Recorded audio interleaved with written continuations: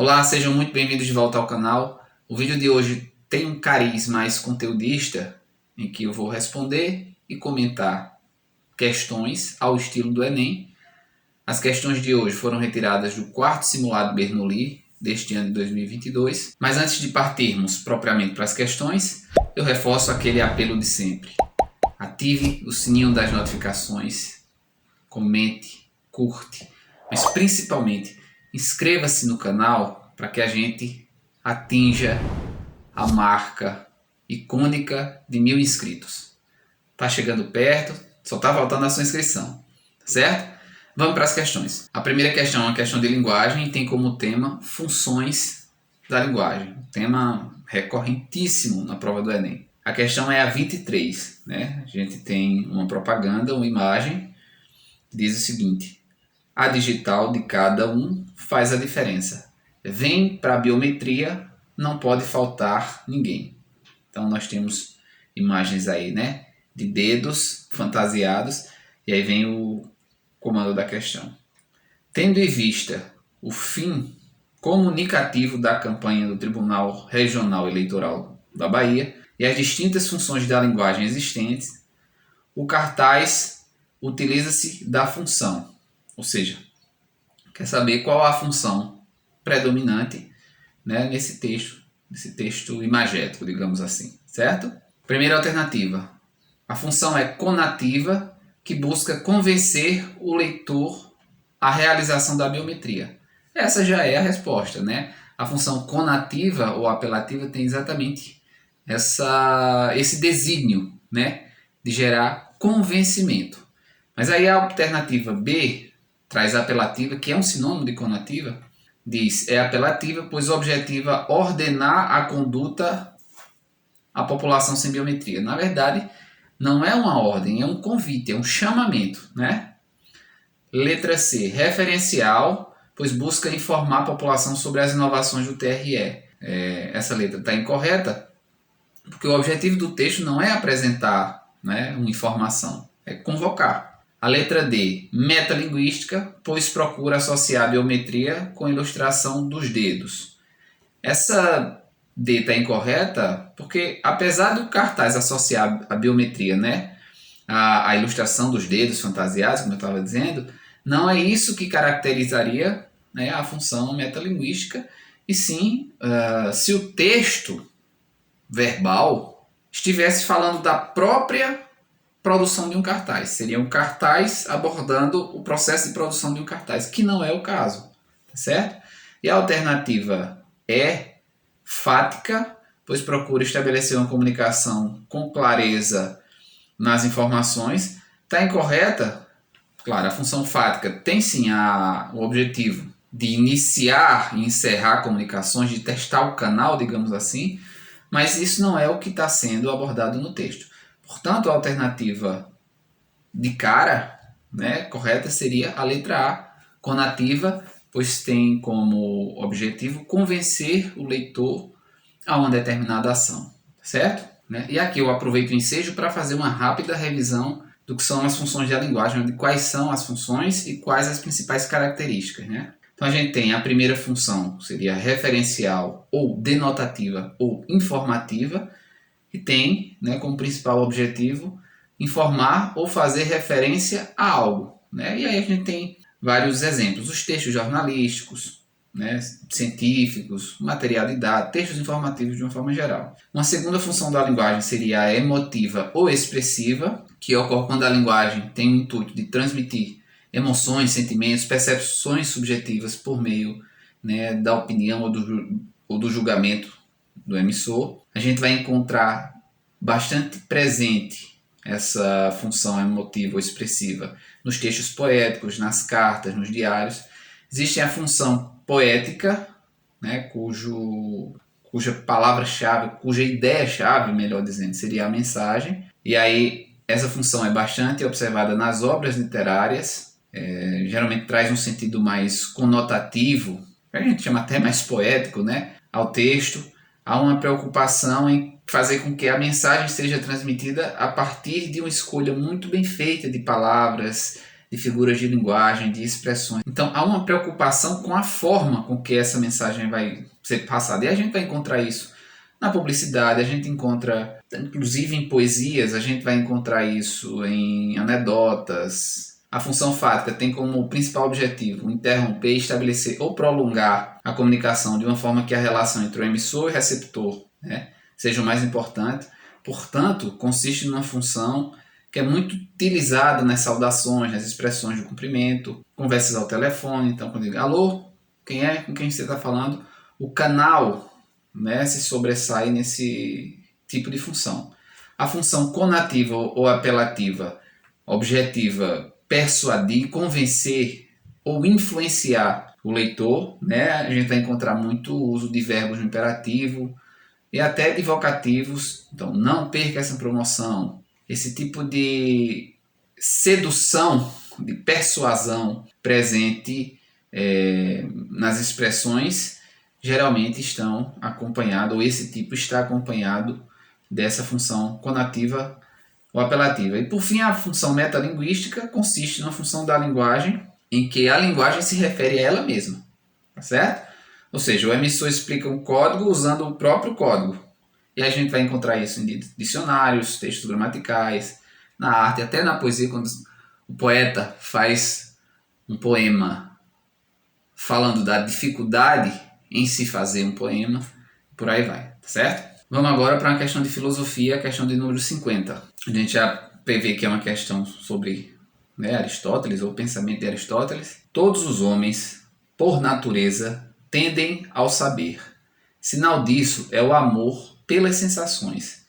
De fato, eles amam as sensações por si mesmas, independentemente da sua utilidade, e amam, acima de todas, a sensação da visão. Com efeito, não só em vista da ação, mas mesmo sem ter nenhuma intenção de agir, nós preferimos o ver, em certo sentido, a todas as outras sensações.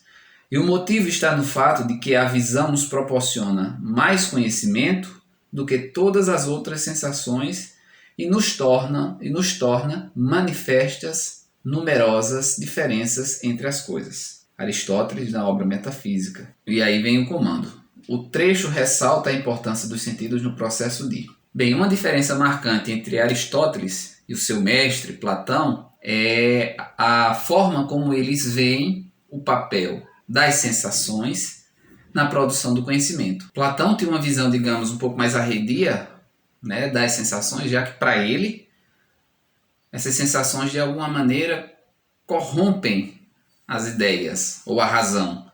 Aristóteles não. Aristóteles traz a ideia de que a sensibilidade humana é fundamental, como o próprio texto nos revela, para a produção do conhecimento. Então, a letra A, vamos lá. O trecho ressalta a importância dos sentidos no processo de deleite dos prazeres, não é isso que o texto está trazendo.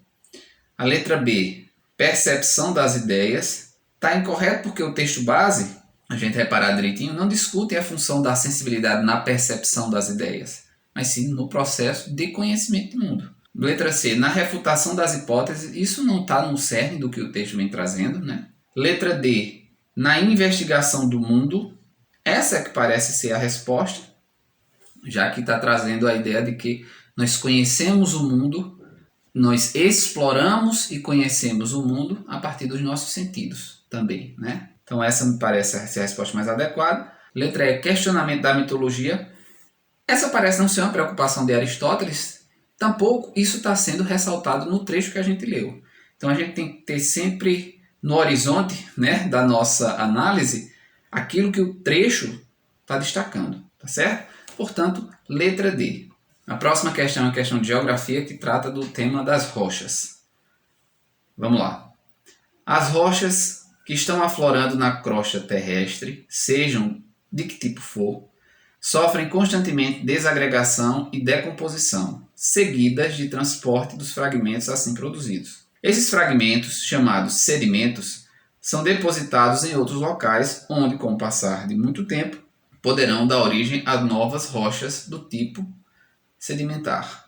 No processo de transformação de uma rocha preexistente, exposta na superfície, em uma rocha sedimentar, tem-se a atuação do processo de o que a questão está relatando é a transformação de uma rocha, né, que está exposta em uma rocha sedimentar ocorre por qual processo? E aí a gente vai lembrar que nesse tipo de transformação, em que um determinado tipo de rocha vai se transformar numa rocha sedimentar, atua nesse processo aquilo que se chama de intemperismo, que consiste na alteração da rocha por meio de degradação ou decomposição mecânica ou química. Então vamos às alternativas. Então a gente já sabe que se trata de intemperismo, né? Mas vamos explorar por que não se trata na letra A de metamorfismo. O metamorfismo é uma transformação em que uma rocha pré-existente se transforma em outra por um processo de elevada temperatura e ou elevada pressão, que não é o que está se tratando na questão, né? A letra C, tectonismo, está incorreto porque a gente lembra que tectonismo é um processo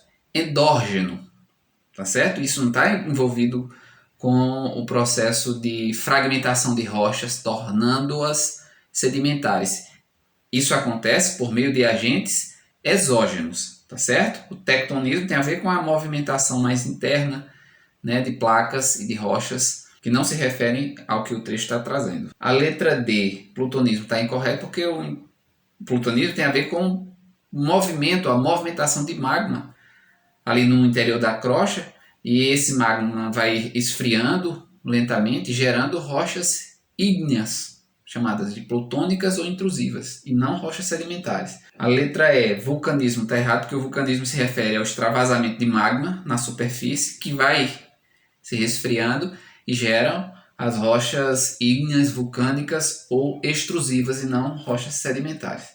Portanto, a letra B, intemperismo, é o processo que transforma uma rocha pré-existente em uma rocha sedimentar. Próxima questão, questão de sociologia, questão de número 58. Vendo o comando. O texto aponta que na modernidade líquida a segurança foi substituída pelo... Então a gente já consegue perceber que se trata de uma questão que envolve o pensamento de Zygmunt Bauman, né? Diz lá, a, entre aspas, defesa da comunidade, traduzida como o emprego de guardiões armados para controlar a entrada, assaltante e vagabundo promovidos à posição de inimigo número 1, compartimentação das áreas públicas em enclaves defensáveis com acesso seletivo, separação no lugar da vida em comum. Essas são as principais dimensões da evolução corrente da vida urbana. Então vamos para o comando. O texto aponta que na modernidade líquida a segurança foi substituída pelo, letra A, noção de proteção.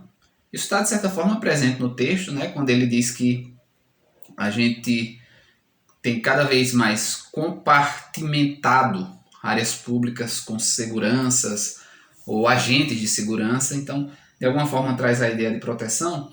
E aí a gente tem que lembrar que é cada vez mais comum, mais frequente, a gente encontrar aquilo que os sociólogos, os geógrafos, os urbanistas chamam de enclaves fortificados, né? Nossas cidades são cada vez mais marcadas por condomínios fechados, lugares que são frequentados por pessoas sempre com o mesmo perfil socioeconômico, cultural e tal. Então, o que o texto vem trazendo é mais ou menos essa ideia de noção de proteção. E sem esquecer que para Bauman a noção de segurança é mais uma disposição psíquica, portanto interna. Já a de proteção tem mais a ver com uma disposição externa, né, com a presença de agentes, de instituições atuando nesse sentido, né? Então a letra A, a noção de proteção faz certo sentido. A letra B, a ideia de coletividade. Não, porque ele está dizendo não é que a segurança foi substituída pela ideia de coletividade. Pelo contrário, ele está trazendo a ideia de que há cada vez mais uma compartimentação, né, das áreas públicas, uma separação nos lugares onde a vida em comum deveria acontecer. Letra C, conceito de dialética. Isso não está trazido no texto de forma clara. Esse conceito é marxista, né? Letra D, concepção de alienação. Também é um conceito marxista que também não está presente no trecho que a gente viu, né? E letra E, propósito de solidariedade. Esse que é um conceito de Durkheim, conceito de solidariedade.